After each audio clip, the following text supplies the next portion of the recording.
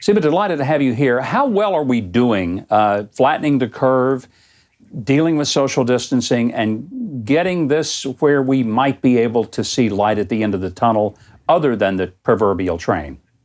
Well, at this Easter weekend, there are reasons for hope. I mean, it's been a tough week. We've seen a high number of deaths in New York, and our hearts and minds are with the friends and families who have lost loved ones. But the good news is we are starting to see some communities, Washington State, California, where they've actually are starting to flatten the curve. We're not seeing, a lot of as many new cases. They're still getting new cases, but the numbers aren't as high. And even in New York, we're hearing that the number of hospitalizations is being reduced, going down dramatically. So I think that gives us all a lot of hope that the hard work that Americans are doing to implement 30 days to slow the spread is having an impact.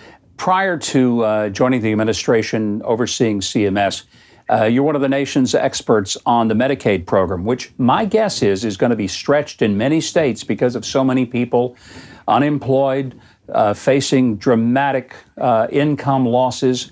How will states begin to fashion their Medicaid programs to meet those needs without busting both the federal and the state budgets?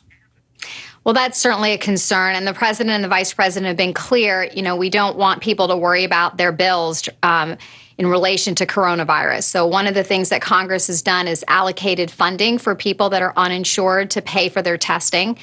In the Medicaid program, the Trump administration has given out almost 48 waivers to states to give them more flexibility for their Medicaid programs because they may see more people coming to the program for coverage. The other thing that we've done is with the CARES Act implementation, Congress gave us $100 billion, and a portion of that will also go towards helping providers that are treating people that are uninsured.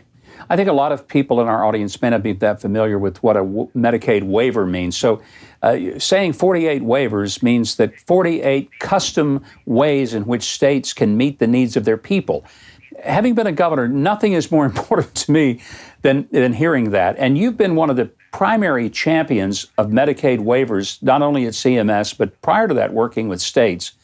Explain to our audience why we need to have flexibility in the Medicaid program, because it is a good program. It genuinely helps a lot of people, but there needs to be flexibility so each state can meet their population needs. That's right. And having worked on the Medicaid program from the state level and the federal level, I think that states, governors, their legislature, they're closer to the people that they serve, and they have a better idea of the specific needs of their community. And so they should be in charge of their programs.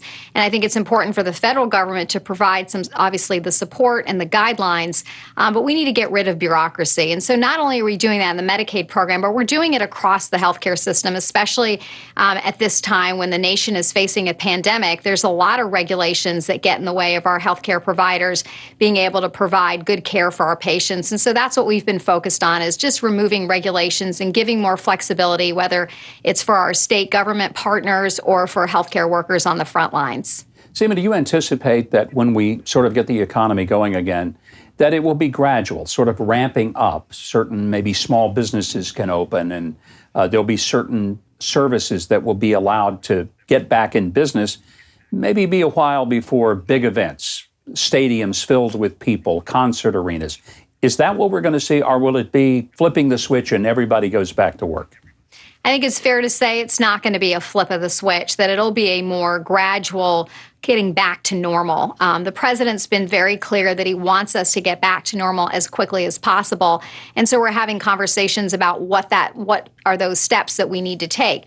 Some of the guidance that CDC just put out this week was for workers, essential critical care workers, our first responders, people working in grocery stores, frontline essential workers. What do they do if they've been potentially exposed? And we put out guidance about, making sure they stay 6 feet away from their employees. If they're not showing any symptoms, they can go back to work with a mask as long as they're staying away, keeping that social distance. So those steps that we took are important not only for today, but I think they'll be important to guiding our decision making about getting back to normal and taking those gradual steps. So I think that was really important and kind of evidence of the work that we are, and the time that we are spending on trying to get us all back to normal. I don't understand the controversy that seems to have erupted over the potential use of what has been a medication for lupus and sometimes for malaria. Plaquenil is the commercial name. Doctors have prescribed it in many cases, thousands across the world. It seems to have been effective. I understand there hadn't been, full-blown clinical trials, but some people act like it's an incredibly dangerous thing for a doctor to make the decision to prescribe that for his or her patient. So help me understand how this became controversial. Sure. Well, let me first say that it's important for doctors and patients to make decisions about their care. I think what the president has been very consistent in saying is that when patients are facing life and death decisions, he wants their doctor to have every tool in the toolkit to treat them. And they've got to make a decision about what treatments are going to be the most effective. I think some of the concern is that, we're still gathering evidence on this, and we're going to continue to do that. There's a clinical trial that was announced by the NIH. But in the meantime, if you're facing a life or death situation, we want to make sure that people have every tool at their disposal to fight the disease. Seema Verma, Administrator for the Center for Medicare and Medicaid Services. We certainly appreciate your time tonight, and thank you for joining us. A delight to have you. Thanks, Governor, and happy Easter. Happy Easter to you, too.